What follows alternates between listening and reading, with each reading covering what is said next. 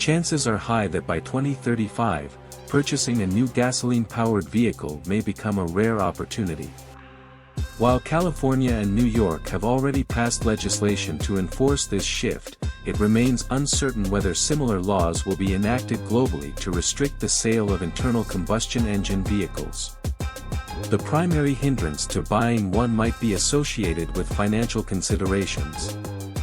As I peer into the future, the next generation of passenger vehicles will predominantly comprise battery electric vehicles, with a small percentage of heavy-duty diesel trucks, a few hydrogen fuel cell vehicles, and gasoline-powered sports cars, some utilizing eFuel. Iconic models like the Ferrari V-12 and the naturally aspirated flat six in the Porsche 911 are expected to endure, largely because of the high-end market's preferences. This prediction is not entirely reliant on psychic powers. In 2021, the Italian government sought an exemption from the 2035 internal combustion engine ban from the European Union to safeguard its cherished, high-performance engines. It's plausible that Italy may secure this exemption. For instance, the most recent Porsche 992 generation GT3 had a price tag of approximately $165,000. Just a year later, a similarly equipped used model was sold for $230,000. One of my acquaintances recently sought to purchase a Ferrari Purosangue, the new V12 powered pseudo-SUV from Maranello. Although he already owns two Ferraris, neither of them is a V12, which resulted in the dealer who sold him those cars denying him an allocation for the Purosangue. After reaching out to my contacts, the most favorable response was that he could purchase a $400,000 plus SUV, but only in 3 years, and only if he first buys a used V12 Ferrari. It's truly a seller's market. Climate change, primarily driven by human-induced carbon dioxide emissions, represents the most significant threat to our existence. While other industries also contribute excessive CO2 emissions, gasoline-powered vehicles are among the worst offenders. Transitioning to electric vehicles for new cars can significantly mitigate this threat.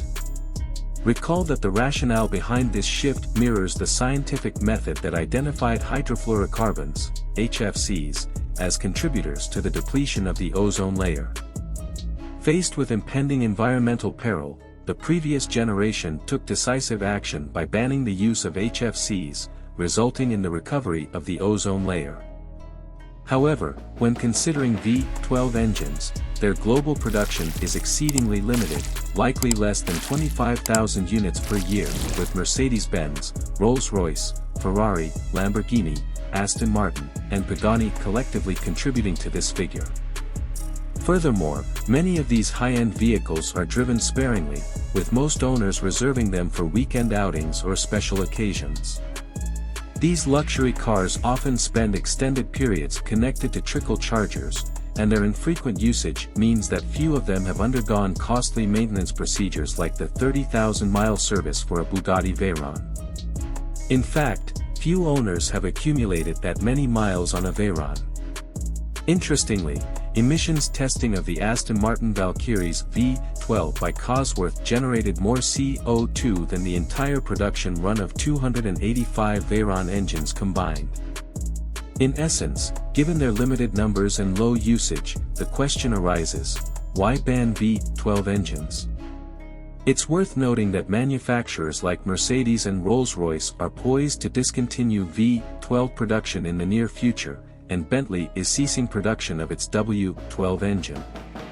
Moreover, these high-end vehicles are often subject to specific legal exemptions, such as the Show or Display Statute in the United States, which allows certain rare and expensive cars to be registered for road use under specific conditions. In essence, the wealthy often have their own legal avenues. Now, consider this. Do you care if the Toyota RAV4 goes electric? That's the question I pose to people who express reservations about electric vehicles, EVs. The response I receive is often negative.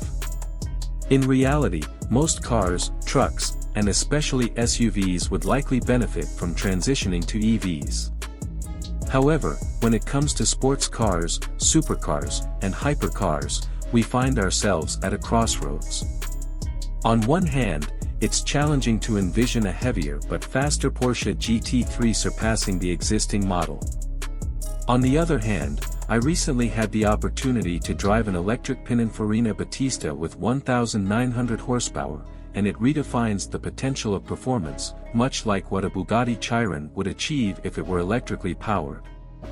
So, there are valid arguments on both sides. Due to the negligible carbon emissions produced by exotic, high-performance engines, combined with the influence of wealth, it appears that affluent individuals may continue to have access to the best of both worlds.